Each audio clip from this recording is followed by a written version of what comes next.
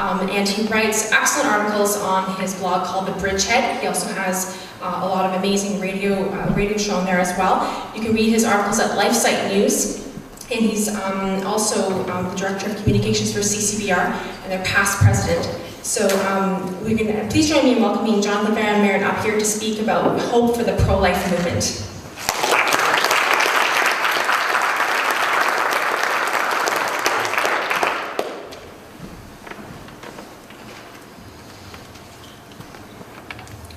Well, thanks everyone so much for coming out tonight, and especially you guys for setting this all up. The music so far has been beautiful. Scott, for your words and melody as well.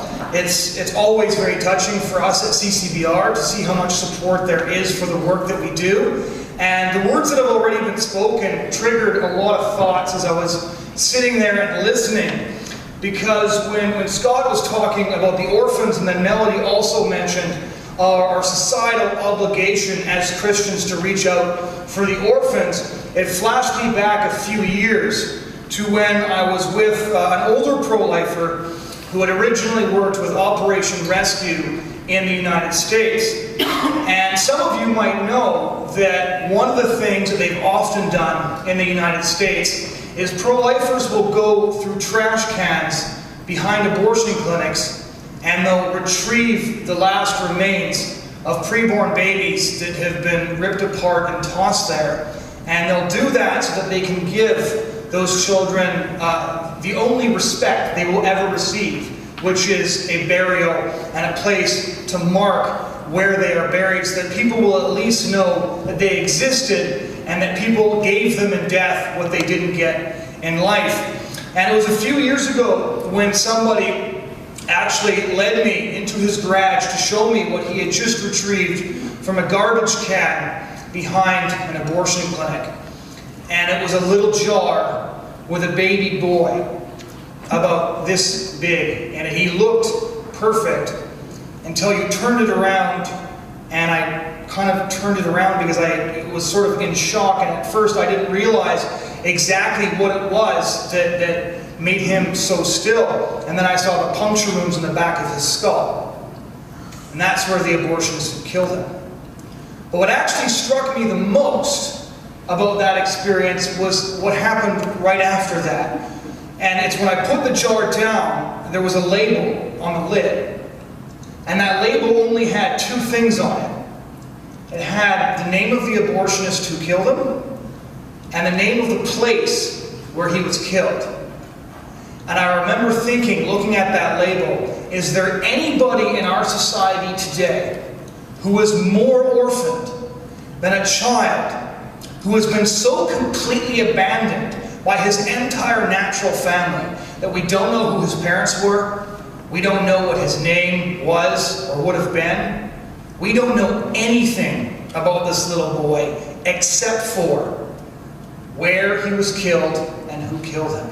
Is there anybody more orphan than that? I attended a funeral service in Michigan a couple of years ago. They have a memorial service actually every year to commemorate the 55 million preborn children who have died through abortion in the United States. And there's a big gravestone where 350 of these discarded children are born.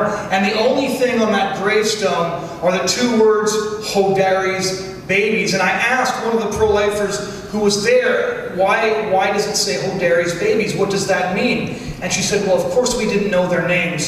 So Dr. Hodari is the abortionist who killed all of these children. Again, 350 children. And they are so orphaned, so rejected, and so abandoned that the only method we have of identifying them is the name of the man who killed them.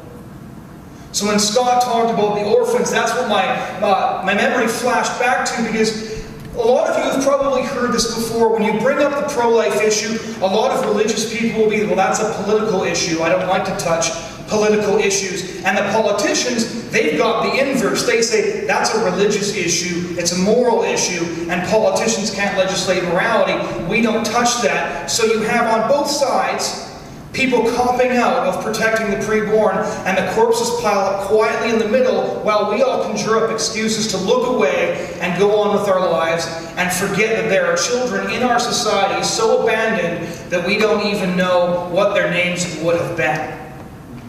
Now it's interesting, Scott brought up the right to life, but one of the best ways I've ever heard it put was by Dr. Monica Miller. She's the one who actually pioneered the practice of going through dumpsters behind abortion clinics. And she said that the first time she realized that she lived in a society that killed its own children, it wasn't the right to life that she thought of. She said from the Christian perspective, these children have the right to our defense. Which is something different, isn't it? We can argue about whether life is a right or a gift, but every single one of us here knows that those children has the right to our defense as people who recognize them and know that they are children created in God's image and not the disposable commodity or even garbage that our society chooses to treat them as was mentioned earlier, at the rate of 300 times every day. I've been through the dumpster of an abortion clinic once, years ago. And it was just because we were looking for a piece of paper, but instead I opened a piece of cloth and there was an arm severed at the shoulder, crooked. It was so tiny that you had to squint at it. The fingers were perfectly spread. It was the weirdest combination of noticing how beautifully created something was and then seeing the carnage that we had wreaked on that human. But what I said tonight was that we were going to talk about hope for the pro-life movement. And I am getting to that. One of the reasons I think that we have to look at the hope for the pro-life movement is because we have to look at the past. A lot of people will think the pro-life movement started in 1969 here in Canada when the first Trudeau decriminalized abortion, or in the years leading up to Roe v. Wade in 1973 in the United States. But the reality is that history tells us a different story. History tells us that the pro-life movement started about 2,000 years ago, after a crucifixion on a hill outside of Jerusalem. And let me explain what I mean by that. After the Synod of Jerusalem, where a handful of the earliest Christians exploded out of that city, which was at that point considered the center of the world, and spread throughout the Roman Empire, they brought a message to a culture that very much resembled ours in its treatment of humans. Under Roman law, for example, when you had a child, you got to decide whether or not you accepted that child. If you decided not to, you could bring it out to a special wall that was called an exposure wall, where that child would be left to die or eaten by dogs. It was actually illegal for anybody to take a child and rescue a child after it had been abandoned. This practice was so common that the very founding story of ancient Rome is the story of Romulus and Remus, two children abandoned by their parents and raised by a wolf. I'll give you another example. If those of you who frequent Hallmark stores will see tons of cards on Valentine's Day that have that very familiar heart shape. The story of that heart shape is actually a rather gruesome one.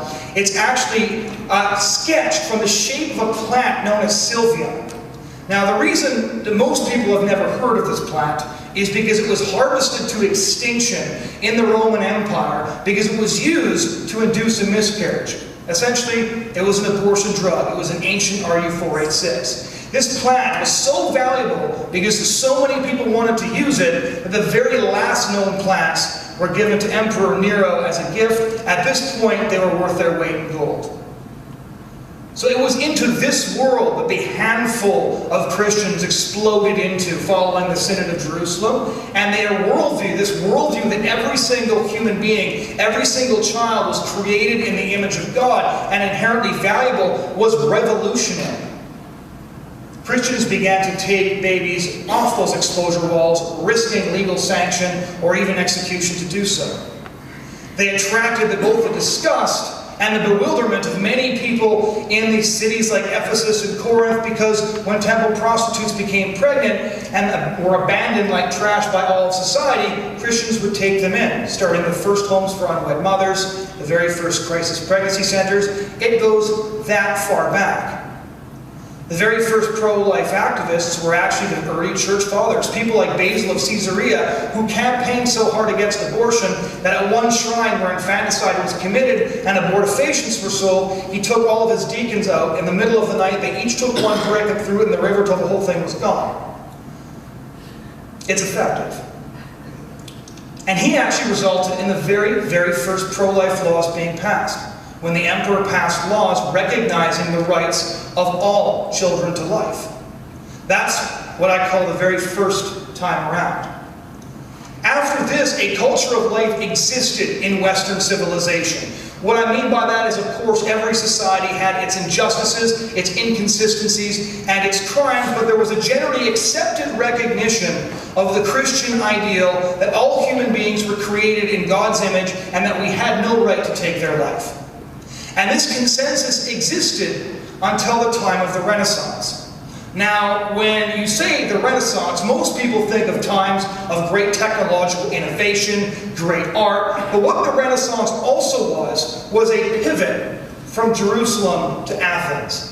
A pivot away from the Christian ideals that were the bedrock of medieval society and towards the Greek philosophers, the pagan philosophers like Socrates and Plato and Aristotle. And these pagan philosophers were again very supportive of infanticide, abortion, and these ideas came rushing back into society so quickly that in less than 100 years, the culture of life that had sustained European growth for centuries were reversed, and places in Spain, France, and England were actually aborting or murdering as newborns up to a quarter or even a third of children that were born. And these are just by the records that we have available.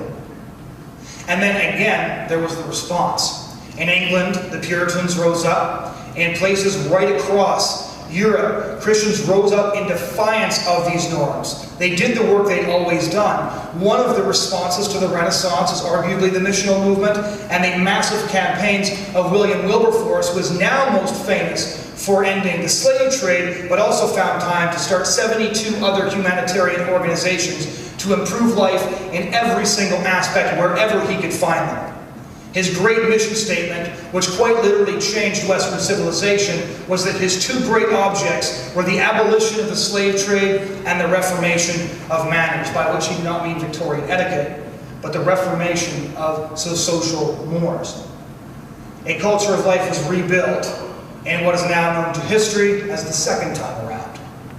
Where we are today is we are on the cusp of the third wave.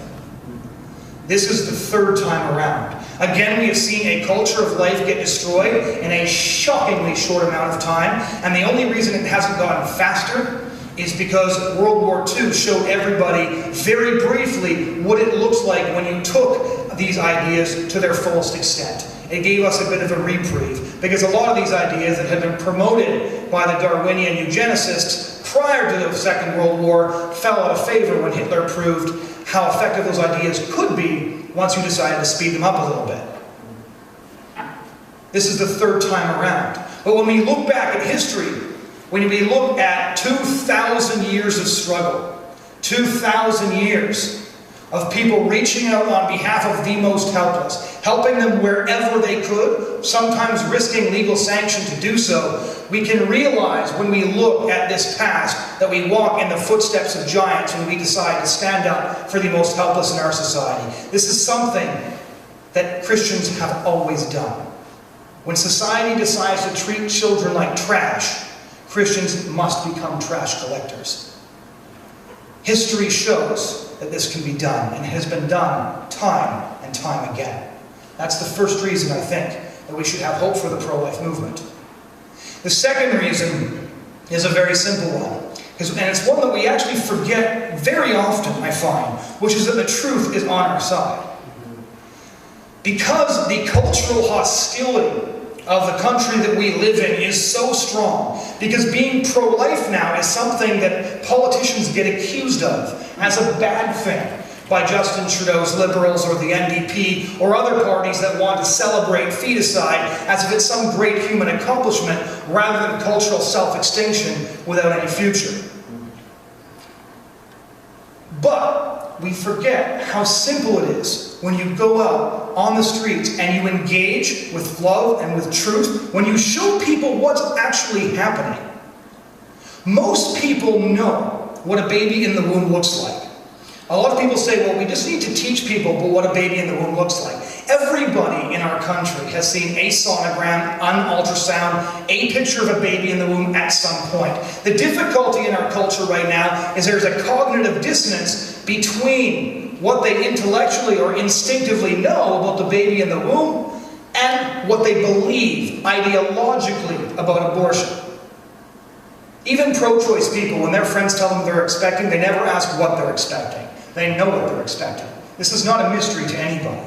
And that's why when you show somebody the shocking truth that abortion decapitates, dismembers, and disembowels the body of a developing human being, it can stop them in their tracks. I have seen people come out and look at the signs, go inside, get their cell phone, and cancel the abortion they had scheduled for the following week. William Wilberforce is the first one to introduce the tactics, actually, of showing the public, an apathetic public, what a hidden injustice looks like to turn that public against the injustice. He did it by taking the slave trade from an economic abstraction into a real injustice with real victims who were genuinely suffering at the hands of those who tormented them on the West Indies slave plantations and in the bellies of cargo ships. And that is what we're doing on the streets of Canada today. What we have found, even we hired a pollster before and after we deliver our literature door to door, we find that over 65% of people who see an image of an aborted child actually say that they now feel more negatively about abortion as the result. In one day on campus, when I was one of 40 volunteers, I talked to 26 people. 22 of them went from pro-choice to pro-life. 18 of those signed up for the pro-life club. One of my colleagues was talking to a professor in human rights that same week. He argued with his professor for 3 hours. At the end of that argument, the professor admitted that his views were wrong and promised to change the way he taught about abortion in his classes. The following week, on a different campus, one of my friends was talking to a young girl who was pro-choice, and they talked for about 15 or 20 minutes, and she realized that her point of view was obviously wrong in the light of the scientific evidence, that human beings have human rights. Human rights begin when the human being begins. We can illustrate very easily where the human being begins, and thus what pro-lifers are demanding is simply the science-based public policy that liberals like to express so much affection for when they're talking about other things. And so as she realized this, and she was talking to him, she said, no, you're right, I'm pro-life when you put it like that. And then he gave her some pamphlets. He said, maybe you can think of some people in your life who could use these. Maybe you know somebody who needs this information. And she said, I know where to start. My dad is actually an abortion doctor. The ripple effect of talking to people can be extraordinary. And pro-life work is not at all glamorous, as I'm sure you can imagine. We have to go door to door, which we do. We go door to door in pairs of 2. We knock on the door. We ask them what they think about abortion. We show them what abortion looks like. We've got pamphlets now translated into 4 languages, so that even if we get somebody at the door who doesn't know how to communicate with us, we can still leave them the truth in their language. And then we go to the next door. Because that is how a culture war is won. It's house by house, street by street, city by city. It's hard work, but the good news is that we know how to do it, and we know that it works, because I have personally witnessed hundreds upon hundreds of people go from pro-choice to pro-life.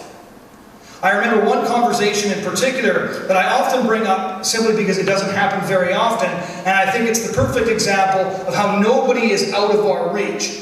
And it was a girl who had been protesting pro-life events for a couple of years. She was very angry. And I had come to the University of Calgary to help them with a display.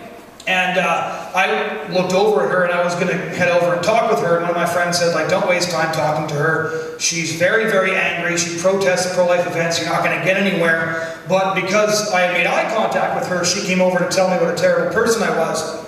And she yelled at me for a couple of minutes, pretty close to my face, and I just sort of nodded along. So she got tired of that after a while when she realized I wasn't going to yell back at her. And she said, so what are you guys doing here anyway? So I walked her through the arguments, and we talked about the baby in the womb, and I showed her what abortion actually looked like. And 2.5 hours later, she ripped the protest sign she'd come with in 4 pieces, dropped it on the ground, and said, I never realized how stupid my views were. There are millions of people who have never seen anyone actually change their mind on abortion because they forget that we have the truth on our side, and that it can be employed compellingly and compassionately, and that when we do that, lives are literally saved. I have held the broken bodies of abortion victims in my hand, but I have also held a little boy who was scheduled to be aborted at the Kensington Clinic in Calgary, and whose mother changed her mind not after talking to us, simply after walking past the signs. The number of women who have told us they cancelled their abortions not after having a conversation with us, but just what we functioned as signposts for the truth. They walked past, they saw it, that was what they needed.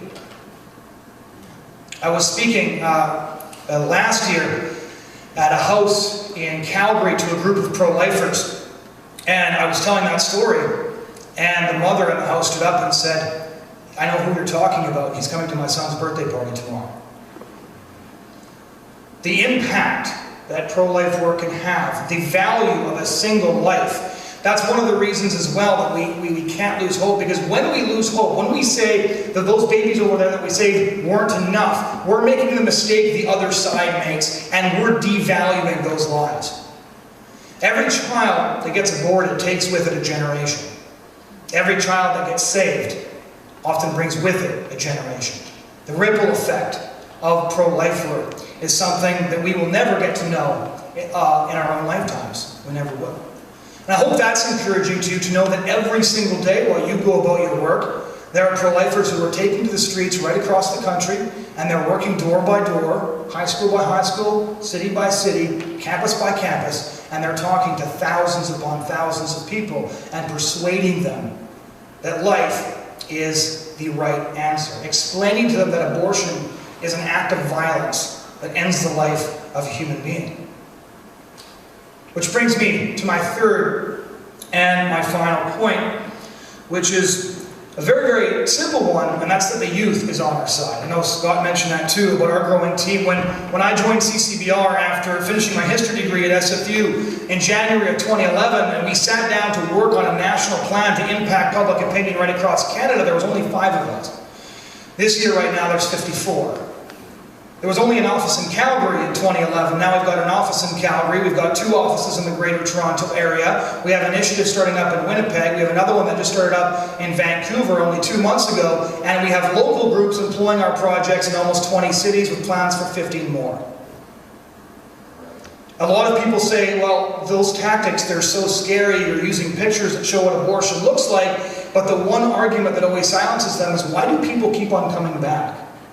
I've sat up with university students till 2 or 3 in the morning as they change their career plans from becoming a teacher or a nurse or a lawyer because they've realized they have the talents to persuade their peers to choose life for the next generation, and they want me to help them pick the right courses that will equip them to be out there on the streets, out there on the front lines. And it's been one of the greatest privileges I've ever had to be able to work with young people like that. I've seen a 15-year-old girl talk somebody, an angry guy 20 years older than her, into being pro-life in 15 minutes. And it didn't even surprise me, because I see stuff like that a lot more often. The abortion rights movement is incredibly scared of these tactics for a couple of important reasons. One, while CCBR grew 10 times in just a couple of years, the Abortion Rights Coalition of Canada went from 1 part-time employee to 1 part-time volunteer employee. Because what the abortion rights movement is slowly realizing is that when you have an ideology based on killing young people, you can't be surprised when they don't show up to support your movement a generation later. And that's actually happening. Anybody who's been to the American March for Life or the Canadian March for Life or seen any of the pro-life groups knows that this is the case. And a lot of us grew up hearing about how terrible and dark things were.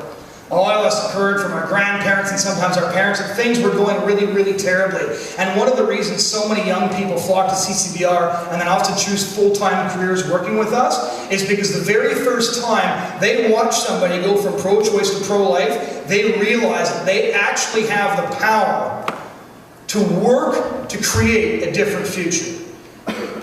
That we can sit there and glare at our newspapers, or we can go out there and, well, end up in the newspapers once in a while, in our experience. But it's incredibly rewarding thing to realize that you have the responsibility. We have a duty to defend preborn children, and I was at a talk right after I came back from Ireland with a couple of my colleagues where we were working with pro-lifers there on the abortion referendum they had a couple of weeks ago, and I remember I gave a presentation the following day, and somebody came up to me and they said, I want you to talk to me about why things are hopeful. And I said, well, sometimes they're not, but I've grown to think that what our movement needs isn't just hope. Because hope often has a tranquilizing effect. People will show up, they'll hear that something's being done by somebody somewhere, and they'll think, I'm sure glad they're doing that, and that's great. No, what we actually need is courage, conviction, and determination. Because as Scott laid out, the abortion wars are simply the most vile and repugnant battlefield in an entire culture war that's affecting every single angle of the family and every single aspect of our culture. And as Golda Meir, the Israeli Prime Minister, once so eloquently put it, we have a secret weapon now, and that weapon is no alternative. At the end of the day, preborn children have the right to our defense, but in this culture war, if we don't speak up and we don't fight back, we will lose the right to do so, and then we will get something of the same feeling that preborn children have when they are targeted and they can do nothing either because all of the rights have been removed. So there's a lot of hope for the pro-life movement, but the hope for the pro-life movement comes when people decide to actually adhere and listen to that preborn child's right to be defended. They have the right to our voices in their defense. And that's why I'm so glad to see so many of you came out for this. And I want you to know that there are people that are out on the front lines every single day. We see beautiful things take place. Yes, the signs we show are ugly, but we are using an ugly truth in defense of a precious reality that is that life is beautiful and worthy of being defended. I was thinking of what Scott said earlier during his talk, and he was talking about the Christian worldview and how much of an antithesis it is to the worldview that we fight, and that's almost perfectly encapsulated by an exchange that I saw back in December when Planned Parenthood, the world's biggest abortion provider, tweeted out greetings for Christmas. And the phrase in response from a well-known writer, Kevin Williamson, summed everything up perfectly. And he says the abortion industry doesn't get it. This isn't about an empty cradle, it's about an empty grave. At the end of the day, there is hope for the pro-life movement. We see the work that we are doing being blessed. We are humbled to see that this work is being blessed, and we're humbled by the support that we get from so many of you. And in exchange, I hope that I did provide you a little bit of hope and a little bit of light.